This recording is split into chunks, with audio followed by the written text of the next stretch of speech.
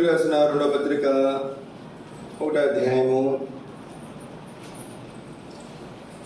20వ వచనం అందరం కలిసి చదువుకుందాం. కొరింథీయులకు రాసిన రెండవ పత్రిక 1వ అధ్యాయము 20వ వచనం అందరం కలిసి చదువుకుందాం. దేవుని వాగ్దానములు ఎన్ని అయినను అన్నీ క్రీస్తునందు అవునన్నట్టుగానే ఉన్నవి కనుక మన ద్వారా దేవునికి మహిమ కలుగుటకై అవి ఆయన వలన నిశ్చయములై ఉన్నవి.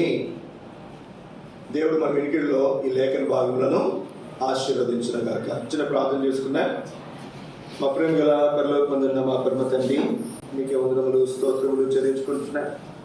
మధ్యాహ్నకాల సమయంలో మీ వాక్యం చుట్టూరు వాగ్దానాలు మీరు అడిగించిన వాగ్దానాలు పెట్టుకో శుద్ధిస్తూ మరి నూతన వాగ్దానాలు పొందబోయే మేము మా తండ్రి మా ప్రభావ మిగిలినటువంటి వారు మా తండ్రి ఈ సమయంలో మా తండ్రి వాగ్దానాల గురించి మీతో లేదా మాతో మాట్లాడము, ఆ సంగతులు గ్రహించడానికి చూపించము, మీ నమ్మకత్వాన్ని రుజువుపరచుకోను, మీ కృప చాలంతగా మీరు మాకు అనుగ్రహించు.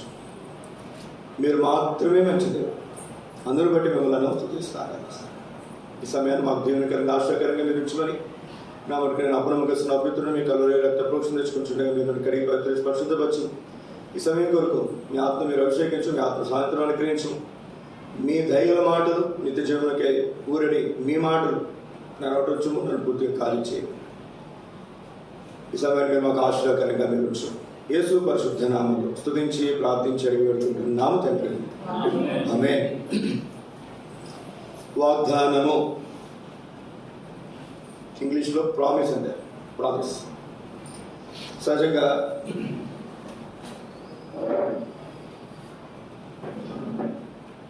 సహజంగా తెలుగులో వాగ్దానం అనే దానికంటే కూడా ఏమంటే బాగా మనకు పరిచయం. ప్రామిస్ ఏమంటే తెలుగులో చిన్నప్పుడు మనం చాలా పెట్టాం.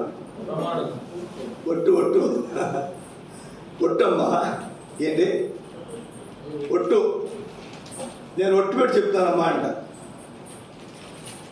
వాగ్దానం అనేది కొంచెం మనకి బైబిల్లో మనం ఉపయోగిస్తాం. అంటే జనరల్గా మన మామూలుగా వాడుక భాషలో ఉపయోగించేది అమ్మ తోడు, నీ తోడు, దేవుడి తోడు, లేకపోతే ఒట్టు, నీ మీద ఒట్టు, నా మీద ఒట్టు కదండి.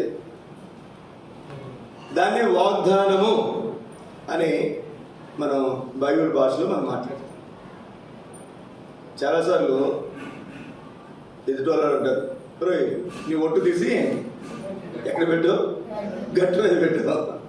మన మాటలు అట్లాగే ఉంటాయి, మన ఒట్టులు అలాగే ఉంటాయి, మన వాగ్దానాలు అలాగే ఉంటాయి కదండి. వాగ్దానాలు అంటే మనకి ముఖ్యంగా జ్ఞాపకం వచ్చేదాకా చెప్పేది, నేను ఎవరైనా మాట ఇచ్చినారు తప్పిపోయారు అనుకున్నానంట.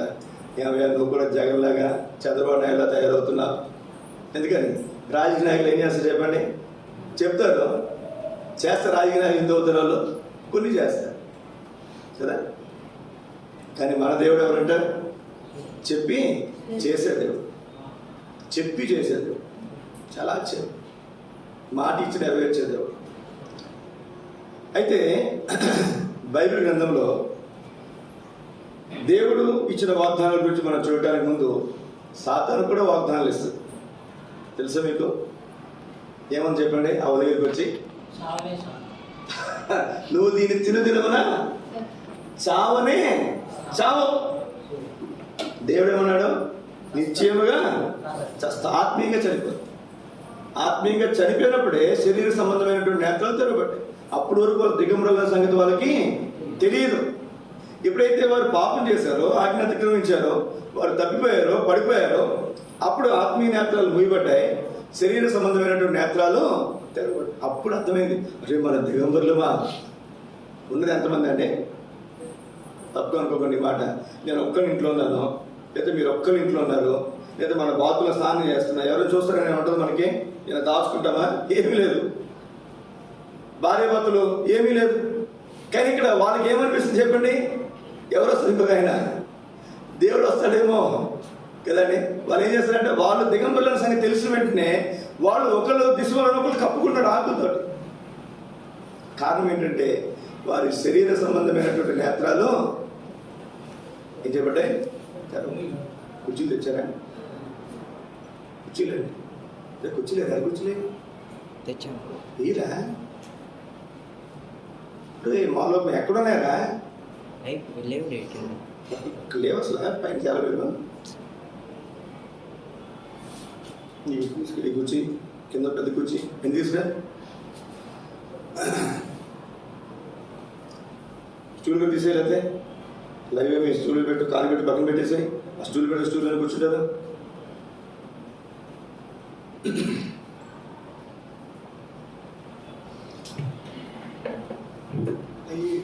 కుర్చీ స్టూల్ ఇరిగిపోయింది, ఇరిగిపోయిన స్టూల్ అక్కడ పెట్టు, గట్టిగున్న స్టూల్ అక్కడ పెట్టి తీసుకెళ్ళి. వినపడుతుందా? లేదా ఇప్పుడు నడలు తిరిగినాయి అనుకో, మన చావుకు వస్తుంది. ఇక్కడ మనం చూస్తే సాతాన్ ఏమందంట? సాతాన్ ఏమంది? నువ్వు చావనే చావు. చెడ్డ కొద్ది వనమంతా చెడగొడుతుంది. అది చచ్చింది కనుక అంటే ఏంటి దాని అర్థం? పరలోకం నుంచి ఎక్కడ పడదోయబడింది? భూలోకంతో. ఇప్పుడు ఆదాము కూడా ఎక్కడ తోయబడ్డారు? ఎక్కడైతే సాతాన్ ఉందో, అపవాదం ఉందో ఆ లోకానికి, భూలోకానికి మనము తోయబడ్డాం, వెళ్ళగొట్టబడ్డాం. ఇప్పుడు సోదర సోదరి, ఇక్కడ మనం చూస్తున్నాం సాతాను ఇచ్చినటువంటి వాగ్దానాలు చాలా సందర్భాలు మనం చూస్తాం. మాట ఇస్తాడే కానీ నెరవేర్చిన దానికి తెలియదు, చేత కాదు. ఇంకా మాట చెప్పమంటారా? దాని మాటలు ఎంత చక్కగా ఉంటాయంటే దేవుని మాటలు కూడా మనం వినకుండా చేసేంత తీగ ఉంటాయి దాని మాటలు. ఇంకో మాట చెప్పమంటారా? భర్త మాట కూడా వినకుండా చేసేంత తీగ ఉంటాయి. ఎవరి మాటలు? అవి ఎవరి మాటలు చెప్పండి.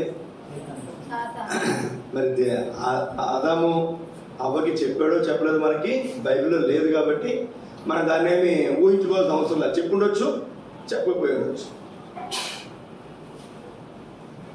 చెప్పాడు అనుకుందా, ఉదాహరణకి అన్ని రోజులు ఉన్నాడు కానీ ఖచ్చితంగా చెప్పే ఉంటాడు.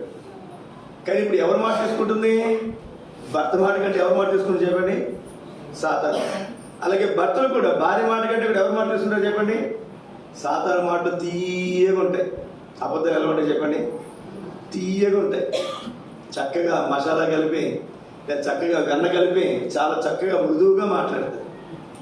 జ్ఞాపకం పెట్టినప్పుడు సోదర సోదరి, అపవాది ఇచ్చిన మాట ఏమాత్రం అది నెరవేర్చలేదు, మన నష్టంలోనికి నాశనంలో వెళ్ళగొడుతుంది. ఇంకొక మాట జ్ఞాపకం చేస్తారు. మనిషికి కూడా వాగ్దానాలు ఇస్తారు. రాజకీయ నాయకులు ఇస్తారు, తల్లిదండ్రులు ఇస్తారు, అన్నదమ్ములు ఇస్తారు కదండి. రే నీకు ఇది చేస్తాను రా, నీకు ఇది ఇస్తాను రా అంటారు. రేపు ఇచ్చే టైంకి వచ్చేసరికి ఉదాహరణకి చిన్నప్పుడు ఎప్పుడో ఆస్తి పంపకాల్లో ఒక ఎకరం మనకి ఎక్కువ వచ్చిందండి. మనకి ఎక్కువ వచ్చింది, మనం అనుకున్నాం సరే పెద్ద అయిన ఇద్దామని అనుకున్నాం. పెద్ద అయిన తర్వాత మన పిల్లలు పెద్దలు అవుతారు, రేట్లు పెరుగుతాయి, ఇస్తామా? 6 ఎకరం ఇద్దాం అనుకున్న వాళ్ళు ఏమనుకుంటాం? 1/2 ఎకరం ఇద్దాం అనుకుంటాం. 1/2 ఎకరం ఇద్దాం అనుకున్న తర్వాత రేట్లు చూసి మళ్ళీ అనిపిస్తుంది 10 సెంట్లు ఇద్దాం అనిపిస్తుంది. కారణం ఏంటి? మన మనుషులు మాట ఇస్తామే కానీ ఏం చేయలేని చెప్పండి. మా ఊర్లో ఒక ఆయన ఉన్నాడు, పెద్ద ఆయన ఆ ఊర్లోనే ఒక అబ్బాయిని, చాలా మంచి ఆయన్ని మరి వాళ్ళ అమ్మాయి ఇచ్చి పెళ్లి చేసుకుని చక్కగా మంచి కుర్రాడు కనుక పెళ్లి చేశాడు. కట్నం 2 ఎకరాలు అన్నాడు. ఎంత చెప్పండి? కట్నం 2 ఎకరాలు. పెళ్ళైన తర్వాత ఈ అల్లుడు గారు బాగా కష్టపడ్డాడు, బాగా సంపాదించుకున్నాడు, కొన్ని కోట్లు సంపాదించుకున్నాడు. ఎంత సంపాదించాడు?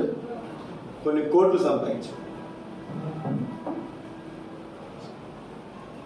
ఇప్పుడు వాళ్ళ మామయ్య గారు ఏమన్నా తెలుసా? ఏమండి మీకు చాలా ఉంది కదా, ఆ 2 ఎకరాలు మాకు పెద్ద ఆస్తి లేదు కదా, మాకు అబ్బాయి ఉన్నాడు కదా, ఆ 2 ఎకరాలు మేము ఉంచేసుకుంటాం. ఏం చేస్తారంట? ఆ 2 ఎకరాలు మేము ఉంచేసుకున్నాడు. ఆయన ఇవాళ అల్లుడికి ఆయన ఒకటే మాట్లాడాడు, ఈ 20 సంవత్సరాలు బట్టి నువ్వు ఇచ్చిన దాంట్లో ₹1 నేను తెలియలేదు, ఇప్పుడు నువ్వు ఇచ్చిన ఒకటే 20 తీసుకో. చాలామంది అట్లా ఉంటారు కదండి. పెళ్లి కట్నాలు మాట్లాడుతున్నారు, కొన్ని కట్నాలు ఇవ్వమని చెప్పట్లేదు, తీసుకోమని చెప్పట్లేదు. కానీ పెళ్లికి ముందు వరకు ఇస్తేనే ఇచ్చిన డబ్బులు, పెళ్ళి అయిన తర్వాత ఇస్తారా? ఎంతకంతే మాట ఇస్తాం మనం, డబ్బులు ఇస్తామంటాం, పని చేస్తానంటాం, వస్తామంటాం, అదంటాం ఇదంటాం, కానీ మనం నెరవేర్చలేం. ఒక మాట మీకు జ్ఞాపకం చేస్తాను నేను. బైబిల్ గ్రంథంలో సౌలు దావీదు దగ్గరికి వచ్చి దావీదుని చంపడానికి చాలా ప్రయత్నాలు చేసినప్పుడు ఒక సందర్భంలో దావీదు దొరికిపోయే సందర్భంలో కూడా దేవుడు అతను తప్పిస్తాడు. వాళ్ళు అక్కడ రాత్రి నిద్రపోతుంటారు. సౌలు మరి అబ్నేరు మిగిలినటువంటి వాళ్ళకి నిద్రపోతుంటే అక్కడ ఉన్నటువంటి దావీదు పక్కన ఉన్నటువంటి వాళ్ళు అంటారు, పోయి నేను నువ్వు ఒక్కసారి మాట సరిగ్గా నేను చంపేస్తాను అంటారు పక్కన ఉన్నటువంటి. దావీదేమో వాళ్ళని ఆఫ్ చేసి, వద్దు, యెహోవా అభిషేకం పొందినటువంటి వారిని నేను ముట్టను, నేను వారిని జోలికి పోను అని చెప్పి పోయి అక్కడ పోయి నీళ్ళ తిట్టొకటిని వస్త్రం చెంగోటి కట్ చేసుకుని తీసుకున్నాను. తర్వాత అంటాడు, అయ్యా రాజా, నా వలన నీకు ప్రాణహాని ఉందని ఎవరు చెప్పాడయ్యా? మిన్నల్లి వంటి వాడు, నల్లి అంటే ఎంత ఉంటుంది చూసారు ఎప్పుడైనా? నొలక మంచాలు లేవు, నొలక మంచాలు అంటే తెలిసే నల్లు అంటే ఏంటో. ఇప్పుడు నొలక మంచాలు లేవు అంటే నల్లు అని తెలియదు. మిన్నల్ని ఇంత చిన్న పురుగులు అంటూ నేను నీ దృష్టిలో నేను నిన్నేం చేస్తానయ్యా, నేను చేయాలనుకుంటే ఏం చేస్తాను చెప్పి. ఇప్పుడు వచ్చినోడిని ఈ వాటర్ బాటిల్ తీసుకెళ్లే టైంలో ఒక క్యాత్ వేస్తే గుల్లి అంతనే చంపేశాడు కదండి. సౌలు పెద్ద లెక్క, అవకాశం దొరికింది కూడా. తర్వాత అప్పుడు అంటాడు, అయ్యా నేను నిన్ను చంపను. అంతకంటే ముందు యోనాతాన్తో మాట్లాడతాడు. దావీదు ఏం చేశాడు, ఆయన నిన్ను ఎందుకు నేను అతన్ని చంపుతాను, నేను అతన్ని చంపను అంటాడు సౌలు తన నోటితో తాను. మరి అదే సౌలు చంపడానికి ఏం చేస్తాడు చెప్పండి? వెళ్తాడు. ఏం చేస్తాడు చెప్పండి? చంపడానికి మాట ఇచ్చాడు. మళ్ళీ ఏం చేసేప్పుడు మాట మానవులు మాట ఇస్తాను. అప్పుడప్పుడు అంటుంటా మా స్నేహితులని, రే నువ్వు చెప్పింది చేస్తే నువ్వు ఎందుకు అవుతారు, నువ్వు ఎందుకని నువ్వు ఎప్పుడు చెప్పింది చెయ్యు కదండి. జ్ఞాపకం పెట్టుకున్న సోదర సోదరి, సాతాను యొక్క మాట వాగ్దానం, లేదా దేవుని మనుషుల యొక్క మాట వాగ్దానం, అవి ఏమాత్రం కూడా నెరవేర్చబడే సాధ్యత ఉండదు. ఎప్పుడో కొద్దిమంది మాట ఇచ్చి ఆ మాటను పోషించుకునే వాళ్ళు మనుషుల్లో చాలా తక్కువ మందిని మనం చూస్తాం. అయితే రండి, దేవుని వాక్యంలో మనం చదివినటువంటి మాట కొరింథీయులకు రాసిన 2వ పత్రిక 1వ అధ్యాయం 20వ వచనం. దేవుని వాగ్దానములు ఎన్నైనను అన్ని క్రీస్తునందు అవునట్టుగానే ఉన్నవి. చాలు. ఎలా ఉన్నాయంట? క్రీస్తునందు. ఈ మాట గుర్తుపెట్టు, క్రీస్తునందు అవునన్నట్టుగా ఉన్నాయి. క్రీస్తు లేకపోతే, క్రీస్తులో లేకపోతే అవి కాదు. ఓకే, మీరు వచ్చారు చాలామంది, లాస్ట్ ఇయర్ వచ్చారు, అంతకుముందు సంవత్సరం వచ్చారు, దేవుని మందిరానికి వచ్చారు, ప్రతి సంవత్సరం వాగ్దానాలు తీసుకుంటున్నారు, చాలా సంతోషం, మంచిది. మరి ఇప్పుడు కూడా వచ్చారు, ఇంకా మంచిది. మళ్ళీ వాగ్దానాలు తీసుకుంటారు, మరీ మంచిది. కానీ మీరు క్రీస్తునందు లేకపోతే ఈ వాగ్దానాలు మీకు ఒక తెల్ల కాగితం మాత్రమే, దీనివల్ల ఏమాత్రం ప్రయోజనము లేదు. మీరు క్రీస్తు నందు ఉంటే, క్రీస్తులో ఉంటే, క్రీస్తు నందు ఉన్న వారికి ఏ శిక్షా విధియో లేదు. ఈ వాగ్దానాలన్నీ కూడా ఎవరి కోసం అంట? క్రీస్తు నందున్న వారికి. క్రీస్తు నందున్నవి దేవుని వాగ్దానములు ఎన్నైనను అవి క్రీస్తు నందు అవునన్నట్టుగా ఉన్నాయి. సోదర సోదరి, క్రీస్తు అంటే ఎవరు తెలుసా? క్రీస్తు అంటే ఎవరు తెలుసా? పంపబడినవాడు. ఎవరండి? పంపబడినవాడు లేక అభిషేకించబడినటువంటి వాడు. క్రీస్తు అను శబ్దములకు అభిషిక్తుడు లేక పంపబడినవాడు అని అర్థం. అభిషేకించి పంపబడినటువంటి వాడు అని అర్థం. యేసు అనే శబ్దములకు రక్షకుడని పక్కనే కూర్చోండి. యేసు అనే శబ్దానికి ఏంటంటే రక్షకుడు, అంటే మనల్ని రక్షించడానికి దేవుని చేత అభిషేకించి పంపినటువంటి వాడు యేసుక్రీస్తు. నువ్వు క్రీస్తునందు ఉంటే, ఈ మాట గుర్తుపెట్టుకోనండి, ఈ వాగ్దానాలన్నీ కూడా కొన్ని వేల వాగ్దానాలు. ఈ వాగ్దానాలన్నీ నీయే, ఈ వాగ్దానాలన్నీ కూడా నీయే. ఒక ఆయన, ఒక పాస్టర్ గారు, విజయ్ కుమార్ రెడ్డి ఎవరు, ఒక ఆయన ఒకరోజు ఏదో సందర్భం చూస్తూ వచ్చాను నేను. వాళ్ళ గురుగారి పేరు ఏంటి చెప్పండి? ఆయన విజయప్రసాద్ రెడ్డి. వాళ్ళ గురువుగారు ఆయన పేరేంటి? జైశ్రీ. జైశాల్ ఎవరైనా ఆయన పేరేంటి? జేడి సుందర్రావు, పీడి సుందర్రావు గారు. ఆయన శిష్యుడు ఆయన ఏమన్నాడంటే బైబిల్లో వాగ్దానాల గురించి మాట్లాడుతూ ఏదో కార్డులు ఇస్తారు, ఈ మధ్యన చాలా మంది కార్డులు తీసుకున్నారు. ఎవరికి ఇచ్చిన వాగ్దానం నీది ఎట్లా అవుద్ది ఏమన్నాడు? ఎవరికి ఇచ్చిన వాగ్దానం నీది ఎట్లా అవుద్ది? ఇప్పుడు మనం కూర్చున్నటువంటి మనం వాగ్దానాలు తీసుకున్నాం. లాస్ట్ ఇయర్ తీసుకున్నాం, అంతకుముందు సంవత్సరం తీసుకున్నాం, అంతకుముందు సంవత్సరం తీసుకున్నాం, లేదా 10 సంవత్సరం 20 సంవత్సరం మనం తీసుకుంటున్నాం. ఇప్పుడు ఆ ఇచ్చిన వాగ్దానాలు మనవా కాదా చెప్పండి? మనకు నెరవేర్చినా లేదా? నువ్వైనా నేనైనా ఒక ఉదాహరణకి నాకు ఒక వాగ్దానం వచ్చింది, ఈ అమ్మాయికి ఒక వాగ్దానం వచ్చింది. ఆ వాగ్దానం చాలా మంచిది నాకు అనిపించింది, చాలా మంచిదని నాకు అనిపించింది. ఇప్పుడు ఆ అధ్యాయం మొత్తం నేను చదువుకుని ఆ వాగ్దానం అధ్యాయం అంతా కూడా అక్కడ దేవుడు పెట్టినటువంటి షరతులని నేను నెరవేరిస్తే ఆ వాగ్దానం నాకేం చేస్తాడు? దేవుడు ఏం చేస్తాడు చెప్పండి? నెరవేరుస్తాడు. నువ్వు ఎన్ని వాగ్దానాలైనా నీకు ఓపిక ఉంటే 100 వాగ్దానాలు తీసుకు ఈ సంవత్సరం, అంటే ఇక్కడ తీసుకోమని చెప్పట్లేదు నేను, ఇంటికి వెళ్ళిన తర్వాత ఒక్కొక్కటి ఒక వాగ్దానం చదువుకో, మొత్తం రాసుకో, పేపర్లో పుస్తకంలో రాసుకో. ప్రతి షరతును నెరవేర్చు, ప్రతి వాగ్దానం ఆయన నెరవేరుస్తాడు. అన్నీ ఒకేసారి మనం నెరవేర్చలేం కనుక ఏం చేస్తాం? కనీసం సంవత్సరానికి ఒక్కటైనా మన జీవితంలో నెరవేర్చుకుంటే బాగుంటుందనే ఉద్దేశంతో దైవజనులు ఈ మరి వాగ్దానాలు మన మధ్యలో ఉంచారు. సోదర సోదరి, నువ్వు క్రీస్తునందు ఉంటే నువ్వు ఏ వాగ్దానం తీసుకో, ఇక్కడికి వచ్చి ఇక్కడే తీసుకోవాల్సిన అవసరం లేదు. ఈరోజు ఉదయం చదువుకున్నాను నేను, ఏమన్నాడు దేవుడు? మీకు క్షేమాభివృద్ధి కలుగును కాక. అది నాకు ఇచ్చిన వాగ్దానం. ఇది ఈ రోజుకి నాకు ఇచ్చిన వాగ్దానం, మొదటి నెల మొదటి రోజు కాబట్టి ఈ సంవత్సరం అంతటి కూడా నాకు ఇచ్చిన వాగ్దానంగా నేను దాన్ని తీసుకుంటే, అక్కడ ఉన్నటువంటి అధ్యాయం అంతా నేను చదువుకుని అక్కడ ఉన్న షరతులని నేను నెరవేరిస్తే ఆ వాగ్దానం నా జీవితం ఏం చేస్తారు? దేవుడు నెరవేరుస్తాడు.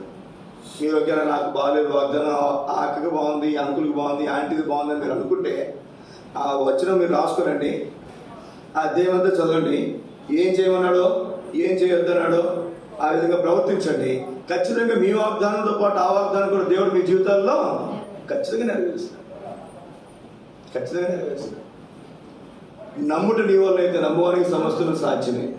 షరతులు నెరవేర్చడం నీకు కనుక సఖ్యమైతే వాగ్దానాలు నెరవేర్చడానికి ఆయనకు సాధ్యము. ఇప్పుడు రండి కొంచెం మనం ముందుకెళ్దాం.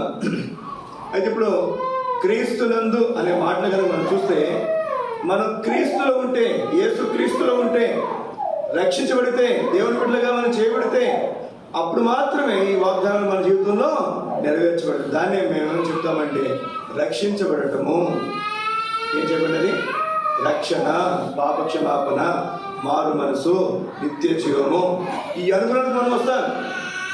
ఈ సోదర సోదరి, ఈ మధ్యాహ్న కాల సమయంలో మనకి జ్ఞాపకం చేయబడుతున్నటువంటి మాట, చేరుతున్నటువంటి మీరు ఎవరైనా సరే వాగ్దానాలు తీసుకోవాలి, మీకు ఆశ ఉంటే, వాగ్దానాలు మీ జీవితంలో నెరవేర్చబడాలని మీరు కోరితే ఇప్పుడే నీ పాపల విషయమై పశ్చాత్తాపడు. యేసుక్రీస్తు రక్తంలో నీ పాపాలు కడుక్కో.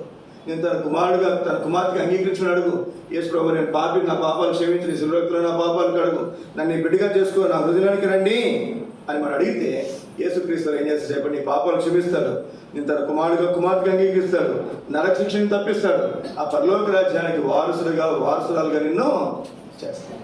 దేవుడు ఇచ్చిన వాగ్దానాలు ఎన్నైనా సరే, నువ్వు ఏ వాగ్దానం తీసుకునైనా అధ్యాయంతో చదువుకున్న షరతులను నెరవేర్చు. ఖచ్చితంగా దేవుడి జీవితంలో వాగ్దానమును నెరవేరుస్తాడు.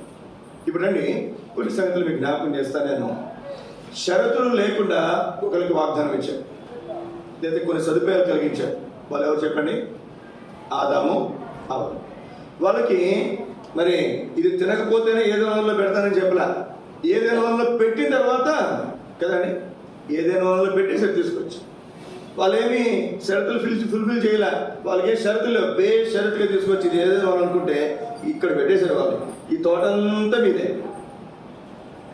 ఈ తోటంతా మీరే పని తినవచ్చు. షరతులు ఉన్నాయా? లేవు. వాళ్ళు ఎంతకైనా ఉండొచ్చు, ఏ పండు ఏం తినవచ్చు. ఒక్కటి మాత్రం చెప్పండి, ఈ ఒక్క పండు మాత్రం తినొద్దానండి, అంతే. అంతేగాని ఈ ఒక్క పండు మీరు తినొద్దు, ఇది తినకపోతేనే మిగిలిన మీకు ఇస్తానని చెప్పలేదు ఆయన. ఈ చెట్టు జోలికి పోకపోతే చాలు. కానీ వాళ్ళు ఏం చేశారు చెప్పండి? అన్నీ మనకి ఇచ్చిన తర్వాత ఈ చెట్టు దగ్గరికి పోయి ఏం చేశారు? ఏది తినొద్దన్నారో దాన్నే ఇంతకుముందు కూడా ఒకసారి చెప్పినట్టు గుర్తు. ఎవరో ఒక ఆయన బాగా కష్టపడి చెమటోర్చి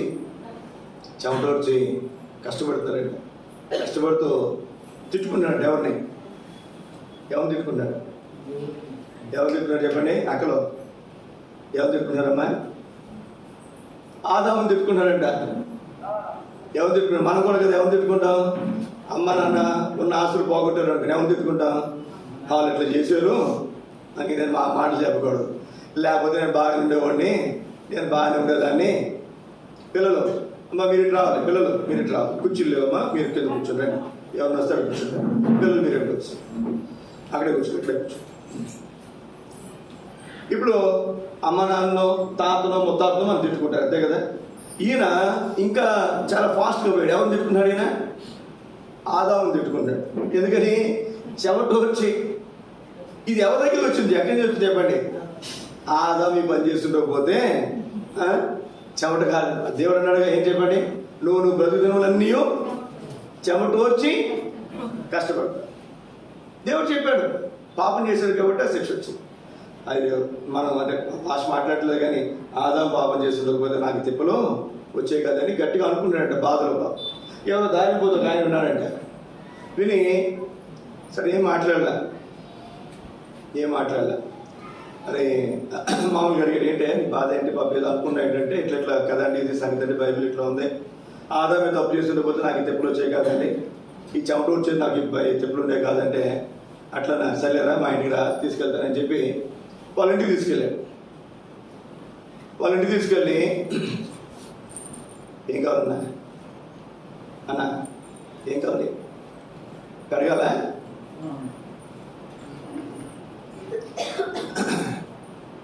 ఇదా ఈ ఫ్యానా ఇలా చూపించండి చేయని అడుగుతున్నా కదా. ఏ ఫ్యాన్ మధ్యలోదా ఆ చివరిది ఇంకొంచెం పెన్షన్ పెరగలేదు, అది 3లో పెట్టాలి. రేపు చూడు ఒకసారి చూడు పెన్షన్ చివరి ఫ్యాన్ పెన్షన్ ఈ చివరి అది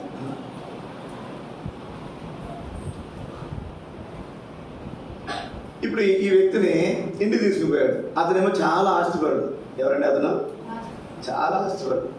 పోయి ఇంటికి తీసుకుపోయి సరే అమ్మా చాలా కష్టపడ్డావు కదా ఈరోజు ఇక్కడ మా దగ్గర 2 రోజులు అని చెప్పి తన ఇంటికి తీసుకుపోయాడు. తన ఇంటికి తీసుకుని పోయి ఆ ఊరు తన ఏదో వేరే ఊరు, అక్కడ ఒక గెస్ట్ హౌస్ ఉంది అతనికి. చాలా డబ్బు ఉన్నట్టు వాళ్ళకి ఏమన్నా చెప్పండి ఇల్లు ఉంటాయి, గెస్ట్ హౌస్లు కూడా ఉంటాయి. ఆ గెస్ట్ హౌస్ తీసుకెళ్ళి చాలా పెద్ద బాగుంది, చాలా మంది పని వాళ్ళు ఉన్నారు.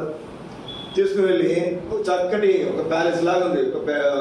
చాలా పెద్ద బెడ్రూమ్, హాలు, కిచెన్, తర్వాత పక్కన చాలా రూమ్లు, అన్ని వసతులు ఉన్నాయి. తర్వాత చెప్పాడు అయ్యా నేను పని మీద వెళ్తున్నాను, నీ కష్టం చూస్తే నీ మీద జాలేస్తుంది, నాకు నీ మీద జాలేస్తుంది, అందుకే ఒక 4 రోజులు మా ఖాళీగా ఉంటుంది మా ఇల్లు, నెలగా వేరే ఊరు వెళ్తున్నాను, ఈ 4 రోజులు మా ఇంట్లో ఉంటుంది. ఏం చేయి ఈ 4 రోజులు మా ఇంట్లో. ఆ పనులందరినీ పిలిచాడు. చెప్పాడు ఇతను వంట మాస్టర్, ఇతను ఈ పని, ఇతను ఈ పని, నువ్వు ఎవరి దగ్గర ఏ పని కావాలంటే ఆ పని వాళ్ళతో చెప్పి చేయించుకోవచ్చు, అన్నీ నీ కాళ్ళ దగ్గరికి వాళ్ళు తీసుకుని వస్తారు అని. ఈ గది బెడ్రూమ్, ఈ గది హాలు, ఇది అన్నీ చూపిస్తూ పోతూ ఆ డోర్ పక్కన వచ్చిన గది ఉంది, దానికి గడేస్తుంది. దాని గురించి చెప్పకుండా బయటకు వెళ్ళిపోతే మొత్తానికి చెప్పి నీ గది గురించి చెప్పలేదు కదా. అదే నేను మర్చిపోయాను. ఆ గది మాత్రం తలుపు తెరవద్దు, నువ్వు ఏం తెరవద్దు, ఆ గది తలుపు మాత్రం తెరవద్దు అని చెప్పేసి వెళ్ళిపోయాడు. ఇతను ఏం చేయాలి చెప్పండి? ఎన్ని చక్కటి వసతులు. వెళ్ళాడు, ఒక 10 నిమిషాలు హాల్లో కూర్చున్నాడు, 10 నిమిషాలు మంచం కొట్టుకున్నాడు, అటు తిరిగాడు. కానీ మనసంతా ఎక్కడుంది? ఆ గదిలో ఏముంది? ఏమని చెప్పండి? ఆ గదిలో అక్కడ పని వాళ్ళకి చెప్పాడు, అతను గది తలుపు తీస్తే నాకు వెంటనే ఏం చేయండి, ఇన్ఫర్మేషన్ ఇవ్వండి. ఇప్పుడు టెక్నాలజీ ఉందనుకుందాం, నాకు ఫోన్ చేయండి మన భాషలో. టిఫిన్ చేయాలా, భోజనం చేయాలా, ఇంకా మన భాష చెప్పాలంటే టీ కూడా తాగలేదు. కానీ అతను మనసు అంతా ఏమో చెప్పండి, శుభ్రంగా తినొచ్చు, తాగొచ్చు, ఎంత చక్కగా 4 రోజులు హ్యాపీగా అక్కడ ఉండొచ్చు. అతను అడిగేవాడు, అతనే 4 రోజులు ఆ ఇంటికి యజమాని. కానీ మనసు అంతా ఎక్కడో చెప్పండి పోయాడు. గద్దలు తీసాడు, ఏముంది అక్కడ? యజమానికి ఫోన్ చేశారు, యజమాని వచ్చాడు, అయ్యా నీకు ఇన్ని ఇచ్చాను, నేను ఎన్ని ఇచ్చాను? ఇన్ని ఇచ్చా, అనుభవించమన్నా. అనుభవించావా? అనుభవించు. ఏం చేసావు నువ్వు? ఏదైతే వద్దు అన్నానో అదే నువ్వు. మరి ఆదాము తిడతా ఎందుకు నువ్వు? ఏమని తిడుతున్నావు? ఆదాము తిడతాడంట. చాలామంది చేసిన తప్పులు వీళ్ళు. ఒక ఊళ్ళో ఒక ఆయన చెప్తూ పాస్టర్ గారు ఏమన్నాడంటే, ఓ మూల కూర్చొని సాతాను ఏడుస్తూ కూర్చుందంట. ఎవరు ఏడుస్తున్నారు? అది మనల్ని ఏడిపిస్తుంది సహజంగా, కానీ ఆ రోజు మాత్రం అది ఏడుస్తూ కూర్చున్నాడు. ఎవరు? సాతాను, అపవాది. ఒక ఆయన పోయి, అమ్మమ్మ ఏంటమ్మా నువ్వు అందరినీ ఏడిపించడానికి కదా, సాతాను కదా, నువ్వు అపవాది కదా, నువ్వేంటి ఏడుస్తున్నావు అంటే, నా బాధ ఎవరు చెప్పమంటారు? నాది ఏమదే, నా బాధలో ఎవరు చెప్పు. ఏంటమ్మా నీ బాధ అని చెప్పి నేను తీరుస్తానంటే ఏం చెప్పమంటారంటే, చేసేదంతా వాళ్ళు, చేసుకునేదంతా వాళ్ళు. ఏమంటారు మన చివరిలో? సాతాను అట్లా చేసిందన్న. ఏం చేసింది? సాతాను అట్లా చేసిందన్న, సాతాను అలా ప్రేరేపించిందన్న. చేసేదంతా మనమే. గుర్తుపెట్టుకునండి, మన ఇష్టానుసారం మనం చేసుకుంటూ పోతాం. చాలా విషయాలు సాతాను ఏమీ ప్రేరేపించదు, అదేమంత ఖాళీగా ఉండదు. నిన్ను నన్ను కూడా ఊరికినే ప్రతిసారి వచ్చి చేస్తుంది. అంత అవసరమా? మనం విశ్వాస కాకమునుపు మనం లోకంలో ఉన్నాం, మనల్ని ఏం పెద్దగా అదేం చేయాల్సిన అవసరం. విశ్వాసం అయిన తర్వాత కొంచెం మన విషయమే శ్రద్ధ తీసుకుంటారు. పరిచర్యలు ఉంటే ఇంకొంచెం మనం డిస్టర్బ్ చేయడానికి ప్రయత్నం చేస్తుంది. పూర్తి సేవలు ఉంటే ఇంకొంచెం ఎక్కువ మనల్ని డిస్టర్బ్ చేయడానికి ప్రయత్నం చేస్తుంది. అంతేగాని 24 గంటలు ఈ చుట్టూ కూర్చుని నేను చెడగొట్టడానికి కూర్చుంది. అది దానికి చాలా పని ఉంది. మనకంటే ముదురులు, మనకంటే పెద్దవాళ్ళు చాలా మంది ఉన్నారు. వాళ్ళందరినీ ఏం చేయాలి? అది సాధ్యమైతే ఎవరినట్ట అక్కడ పోతుంది. 100 మంది సంఘంలో 10 మందిని చెడగొట్టాల్సిన అవసరంలా. నాలంటే ఒక పాస్టర్ని, ఒక సేవకుని చెడగొడితే చాలు. అర్థమవుతుందండి? టార్గెట్ ఎక్కడ ఉంటుంది? నా మీద ఉంటుంది. లేకపోతే నా పైన ఎవరైతే దేవుని పరిచర్యలో సేవకులు కానీ, విశ్వాసులు కానీ, పరిచారకులు కానీ, ఎవరైతే ప్రముఖమైన వ్యక్తులు ఉన్నారో వాళ్ళని టార్గెట్ చేస్తుంది. ఫస్ట్ కొడితే కుంభసారిని కొడుతుంది అది కదండి. చాలాసార్లు మనం ఏంటంటే ఆదాముని తిట్టుకుంటాం, లేదా సాతాన్ని తిట్టుకుంటాం, లేదా వాళ్ళని తిట్టుకుంటాం, లేదా వీళ్ళని తిట్టుకుంటాం. చేసినంత మనమే. మధ్యాహ్నకాల సమయంలో ఒకసారి మన హృదయాన్ని మనం పరీక్షించుకుంటాం. ఇప్పుడు రండి, ఒక 2-3 సంగతులు మీకు క్లుప్తంగా నేను ఒక 5 నిమిషాల్లో ముగించేస్తాను. నేను 1:45, 1:45 ముగించేస్తాను. ఆదికాండం 6వ అధ్యాయం. ఎప్పుడైతే ఆదాము తప్పిపోయారో అప్పటి నుంచి దేవుడు ఎవరికి ఏమి ఇచ్చినా షరతులతో కూడినటువంటి వాగ్దానాలు ఇస్తారు. షరతులతో కూడిన వాగ్దానం. ఇప్పుడు మనకి ఇచ్చిన వాగ్దానాలు కూడా ఏముంటాయి? షరతు ఉంటుంది. ఏముంటాయంట? షరతులు. మీరు చూడండి, ఆఫర్ ఆఫర్ ఆఫర్ అంటారు, కానీ కింద ఏముంటుంది అక్కడ? Conditions apply. ఏం అప్లై? Conditions apply. 1 కొంటే 1 ఫ్రీ అంటారు, కానీ 1 ఎంత కొనాలి? కింద కండిషన్ అప్లై. లోపలికి వెళ్ళామనుకోండి, 1 కొంటే 1 ఫ్రీ అన్నారు కదండి, ఎంత? 1 100 అంటే 1 1000 అంటే. అంతకుముందు యాక్చువల్ 500, ఇప్పుడు 1 కొంటే 1 ఫ్రీ అన్నాడు, దాన్ని 1000 చేశాడు. ఇప్పుడు కూడా మనకి ఎంతకు అమ్ముతారు వాడు? 500కి అమ్ముతారు. Conditions apply. దేవుని వాక్యం మనం చూస్తే నీకు ఇచ్చే ప్రతి వాగ్దానంలో కూడా ఖచ్చితంగా కొన్ని షరతులు ఉంటాయి, సాధ్యమైనంత వరకు. ఇప్పుడు చూడండి, ఆదికాండం 6వ అధ్యాయం 18 వచ్చిన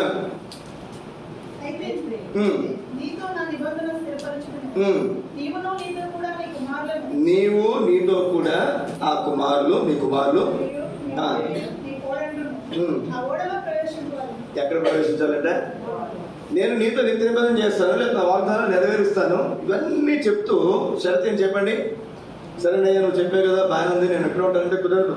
ఏం చేయాలి మీరు? వాడలో ప్రవేశించాలి. వాడలో ప్రవేశించకపోతే ఎంత మంచి వాగ్దానం ఇచ్చిన ఉపయోగం ఉంది? మిగిలినటువంటి మనుషులతో పాటు వాళ్ళు కూడా నష్టపోతారు, నశించిపోతారు. వాడలో ప్రవేశిస్తేనే ఈ వాగ్దానాలు మీ జీవితంలో, ఈ నిబంధన మీతో స్థిరపరచబడుతుంది. చదవండి, 8వ అధ్యాయం 15 వచనం నుండి. ఆదికాండం 8వ అధ్యాయం 15 వచనం నుండి.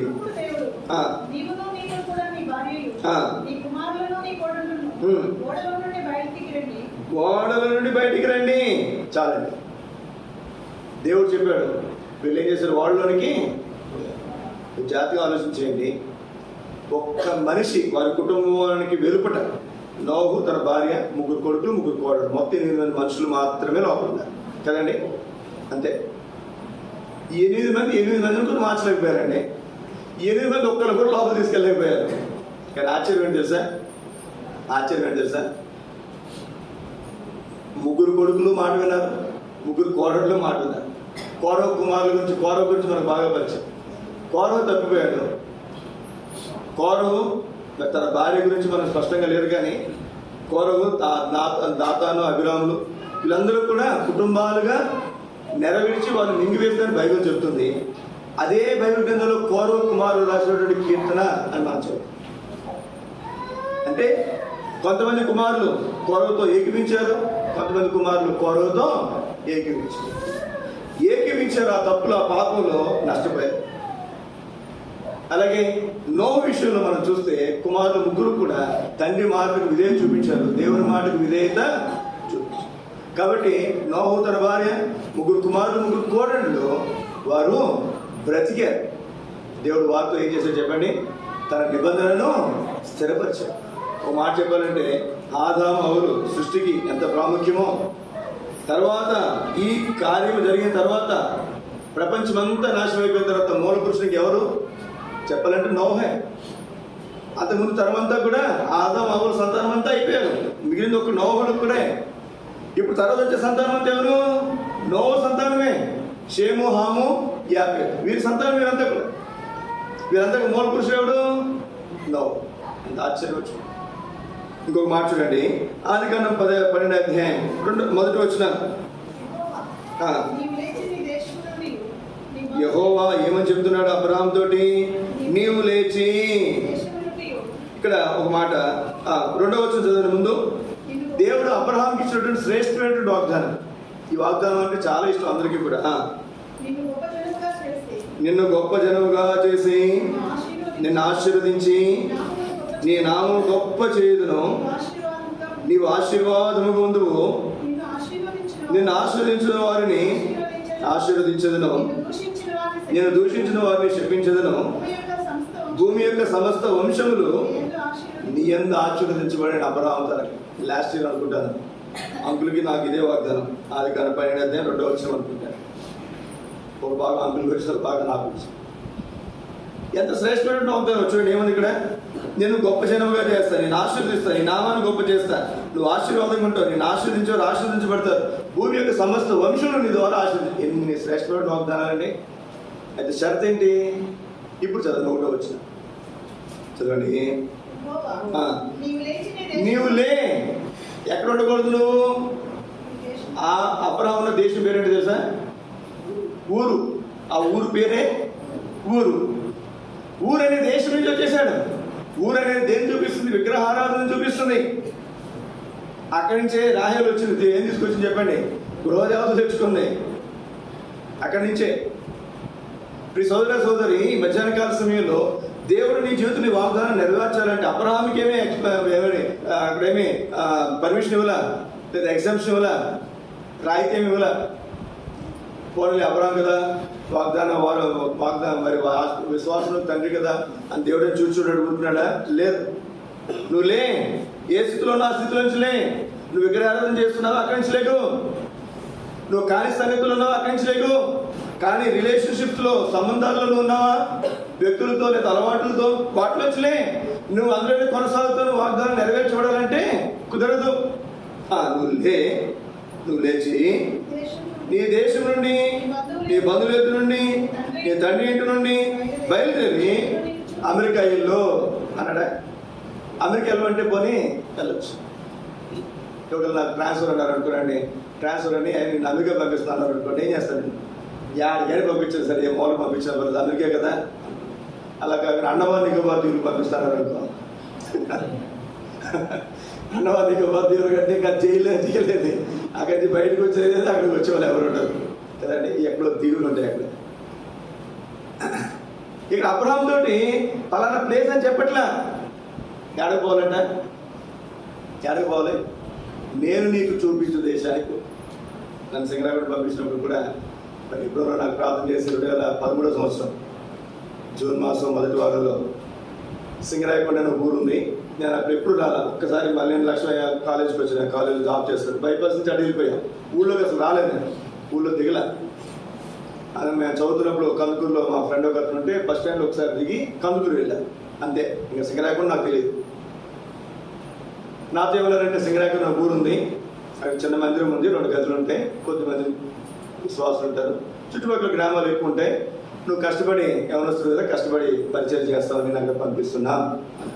నేనేమన్నానంటే, నేను జాబ్ చేసినప్పుడు కొంచెం ఎక్కువ సామాన్లు ఉన్నాయి కనుక నేనేమంటే ఒకసారి చూసుకుని వస్తాను, అంకులు చూసుకుని వచ్చి ఎన్ని సామాన్లు పడితే చూసుకుని వచ్చి నేను అది తీసుకెళ్తాను.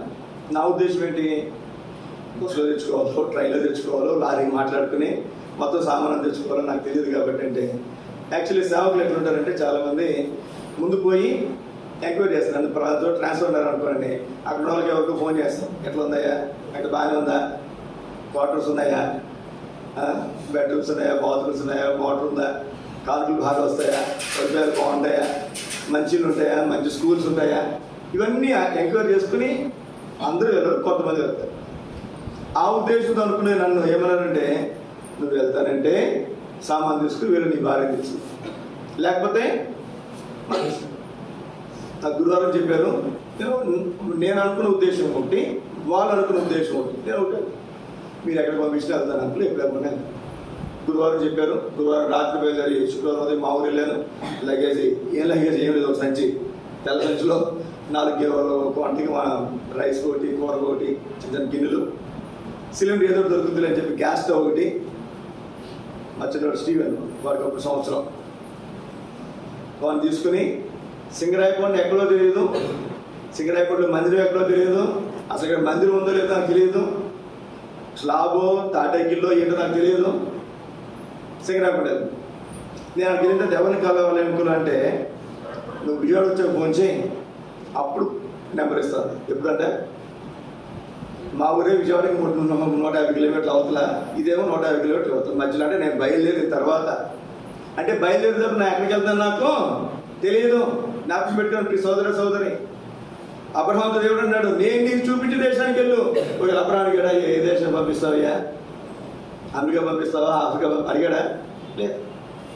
క్రైస్తవ జీవితం అంటే దేవుడు గుర్తుపెట్టుకోండి, ఎప్పుడైనా మీరు గుర్తుపెట్టుకోండి. నా జీవితంలో అనుకుని నేను చెప్తున్నాను. ఆ ఒంగోలు వచ్చిన తర్వాత ఫోన్ చేస్తే, ఒక సేవకుడికి గురపాడు ఉంటే సేవకుడికి ఫోన్ చేస్తే ఆయన వచ్చి రైల్వే స్టేషన్కి వచ్చి అక్కడి నుంచి మందిరం తీసుకొచ్చే వరకు ఇది నాకు మందిరం అన్న సంగతి తెలియదు. చూడటానికి బయట నుంచి వస్తే ఇల్లా ఉంది, నాకు ఏంటి ఇంటికి తీసుకొచ్చారు అనుకున్నా. సీరియస్ లోపలికి వస్తే మంది. దేవుడు ఎప్పుడు కూడా మొత్తం ఒకసారి నీకు బయలుపరచదు, మొత్తం చెప్పాయా నేను చేస్తానంటే కుదరదు. నువ్వు 1 అడుగేస్తే 2వ అడుగు చూపిస్తాడు, 2 అడుగేస్తే 3 అడుగు చూపిస్తాడు, 3 అడుగేస్తే 4 అడుగు చూపిస్తాడు, అంతే. తర్వాత జరిగేది మొత్తం చూపించాడు నీకేమని, నేను నీకు చూపించే దేశం పెళ్ళి. అప్పుడే దేవుడు మన జీవితంలో ఏం చేస్తాడు చెప్పండి. దేవుడు చెప్పినట్లు మనం చేస్తే, నేను చేయనయ్యా, నువ్వు ఎక్కడ ఏ దేశం పంపిస్తావు నాకు చెప్పు, అప్పుడు నేను వెళ్తానంటే దేవుడు ఏమి కూడా. ఇంకొక మాట మీకు జ్ఞాపకం చేసిన ముగిస్తాను. ఇక్కడ ఆదికాండము 26వ అధ్యాయం 2వ వచనం. ఇక్కడ మీరు చూడండి, 2వ వచనం చదవండి, లేదా 2వ వచనం కాదు, 12వ వచనం చదవండి ముందు. ఇస్సాకు ఆ దేశమందున్నవాడై ఏం వేసాడంట, విత్తనం వేసి. ఏ సంవత్సరం అంట? ఆ సంవత్సరం. ఏ సంవత్సరం? దేవుడు చెప్పిన సంవత్సరం. ఏం చెప్పాడు దేవుడు? 100 ఫలం అంట. అంటే ఒక 1000 రూపాయలు పెట్టుబడి పెడితే 1,00,000 రూపాయలు వచ్చింది. 1,00,000 రూపాయలు పెట్టుబడి పెడితే ఎంత వచ్చాయి? 1,00,00,000 రూపాయలు, 100 లక్షలు. ఎక్కడ వస్తుందా అండి? ఇట్లాంటి వ్యాపారం ఉందా? ఉంది, బైబిల్ ఉంది, బైబిల్ ఉంది. వ్యాపారం, ఈ లాభం ఉంది, ఇక్కడ ఈ ఆశీర్వాదం ఉంది. అయితే షరతు. ఇప్పుడు చదవండి 2వ వచనం. ఇస్సాకు ప్రత్యక్షమై ఎక్కడికి వెళ్ళకూడదు? ఐగుప్తులోనికి వెళ్ళకూడదు. ఎక్కడి నుంచి అయితే వచ్చావో వాళ్ళు అక్కడికి పోకూడదు. ఎక్కడి నుంచి అయితే వచ్చావో, ఏ పథకాల నుంచి అయితే వచ్చావో, ఏ పాపం అలవాటు నుంచి అయితే వచ్చావో, ఎవరైతే నాకు వీళ్ళు అవసరం లేదు, నాకు ఏసే కావాలని వచ్చావో, మళ్ళీ వెనక్కి పోకూడదు. నువ్వు ఐగుప్తులోనికి వెళ్ళక ఈ దేశంలో నువ్వు నివసించు. ఈ దేశం, నేను నీతో చెప్పిన ఈ దేశంలో నివసించు. ఈ దేశంలో పరవాసమై ఉండు. ఎంత అద్భుతమైన మాట. షరతులు లేని వాగ్దానాలు ఏమి లేవని గుర్తుపెట్టుకున్నాయి. షరతులు లేని వాగ్దానాలు ఏమన్నాయా? నువ్వు షరతులు నెరవేరిస్తే ఖచ్చితంగా దేవుడు, ఎప్పుడైతే దేవుడు చెప్పాడో ఇసాకు వెళ్ళాడా ఐగుప్తుకి, అక్కడే ఉన్నాడు. అక్కడే ఉండి ఆ సంవత్సరం ఏం చేశాడంట, విత్తనం వేశాడు. ఎంత పంట వచ్చిందండి? 100 పంట, 100 రెట్లు. అంత ఆశ్చర్యం. నిజంగా ఇక్కడ ఎవరికైనా అట్లా వస్తే నీకో నాకో, మనం అసలు భూమి మీద కాదు కదా, ఆకాశం కూడా నడవలేము మనం కదా. 100 రెట్లు అంటే మాటలా? కనీసం 1,00,000 రూపాయలు పెట్టుబడి పెడితే 1 కోటి రూపాయలు అంటే మాటలా? చూడండి, 100 రెట్లు అండి, 100 100 ఫలం. చదవడం వల్ల 14 వచ్చిన 13. అతడు మిక్కిలి గొప్పవాడగు వరకు క్రమక్రమముగా అభివృద్ధి చెందుతూ వచ్చడం. అభివృద్ధి కూడా ఎలా ఉంటుందంటే, దేవుడు ఇచ్చేది ఒకేసారి ఏమి ఇచ్చాడు, క్రమక్రమంగా, అంచెలంచెలుగా. రాత్రి మన జ్ఞాపకం చేయబడుతూ వచ్చింది, అతడు స్థిరపడి వరకు ఆశ్చర్యకరమైన సహాయం. ఏ సహాయం అండి? ఆశ్చర్యకరమైనటువంటి సహాయం. సోదరు సోదరి, ఈ మధ్యాహ్న కాల సమయంలో నీ జీవితంలో దేవునికి ఇచ్చిన వాగ్దానాలు ఖచ్చితంగా దేవుడు నెరవేర్చడానికి సిద్ధంగా ఉన్నాడు. ఇప్పుడు అక్కడ షరతులు నువ్వు నెరవేర్చి, నువ్వు దేవుని బిడ్డగా చేయబడి నువ్వు ఆ షరతులు నెరవేరిస్తే ఖచ్చితంగా వాగ్దానం నీ జీవితంలో నెరవేర్చుకోవాలి. మోకరించిన ప్రార్థన చేసుకుందా,